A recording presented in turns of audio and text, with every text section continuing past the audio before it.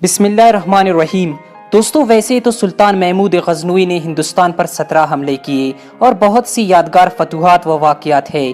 ایران سے چین تک اپنی عظیم سلطنت قائم کی، لیکن تاریخ نے سلطان کو یاد رکھا وہ واقعات سومناتھ کے مندر کا۔ دوستو، یہ مندر موجودہ بھارت کے علاقے کٹیہار وارڈ گجرات میں واقع ہے، جس پر سلطان نے 1063 میں حملہ کیا۔ دوستو، سلطان محمود غزنوی افغانستان سے نکلا اور اجمیر کو اجاڑتے ہوئے آگے بڑھا۔ راستے میں قابل ذکر قلعوں کو فتح کرتا ہوا 2 سال میں ہی سومناتھ کے مندر کے دروازوں کے سامنے کھڑا تھا۔ مندر کے دروازے سندل کی لکڑی کے بنے ہوئے اور ان کی شہرت مندر کی طرح بہت مشہور تھی۔ سومناتھ ہندوؤں کا بہت مقدس مندر تھا۔ اس کے محافظ راجپوت فوج تھے۔ 3 دن تک اس فوج نے سلطان کے حملوں کا ڈٹ کر مقابلہ کیا اور مندر میں داخلے سے روکے رکھا۔ دوستو، سلطان محمود غزنوی کو اتنے مضبوط دفاع کی توقع نہیں تھی۔ جب اس نے فتح کی کوئی صورت نہ دیکھی تو اپنے گھوڑے سے اترا اور لشکر کے سامنے اللہ کے سامنے سجدہ ریز ہوا اور اللہ سے مدد کی دعا کی اور دوبارہ گھوڑے پر سوار ہو گیا۔ دوستو، سلطان محمود غزنوی نے اپنے ترکش جرنیل ابو الحسن کا ہاتھ تاما اور اللہ اکبر کا ایسا نعرہ بلند کیا کہ اس کی فوج میں جوش کی ایک لہر دوڑ گئی اور قلعے پر ایسا زوردار حملہ کیا کہ 5000 راجپوتی فوجی مارے گئے اور کچھ سمندر کے راستے فرار ہو گئے۔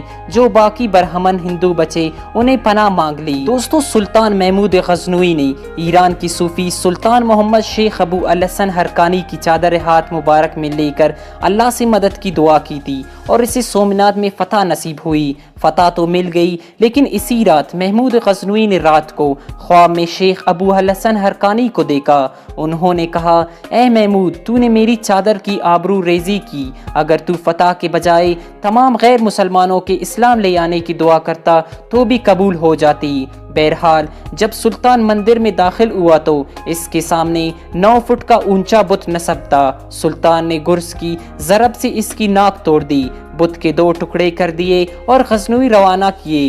ایک ٹکڑے کو جامع مسجد کی دہلیز اور دوسرے کو اپنے محل کی صدر دروازے پر نصب کرنے کی احکامات جاری کیے۔ دوستو، مندر کے برہمن ہندو بیچاریوں نے اس بت کو بچانے کے لیے سلطان کو بڑی مقدار میں سونا، چاندی، ہیرے جواہرات کی پیشکش کی۔ اس پر سلطان محمود غزنوی نے اپنا ایک تاریخی جملہ کہا جو کہ بہت مشہور زمانہ ہوا۔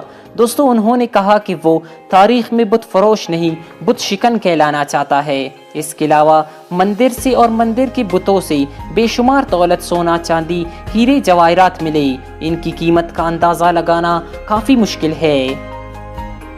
دوستو، سلطان محمود غزنوی نے مسلمانوں کے لیے کافی قربانیاں دیے اور وہ مسلمانوں کے ایک عظیم بادشاہ تھے۔ دوستو، سلطان محمود غزنوی کا نام آج تاریخ کے سنہری اوراق میں لکھا جا رہا ہے۔ تاریخ میں ان کا نام کافی بلند ہے۔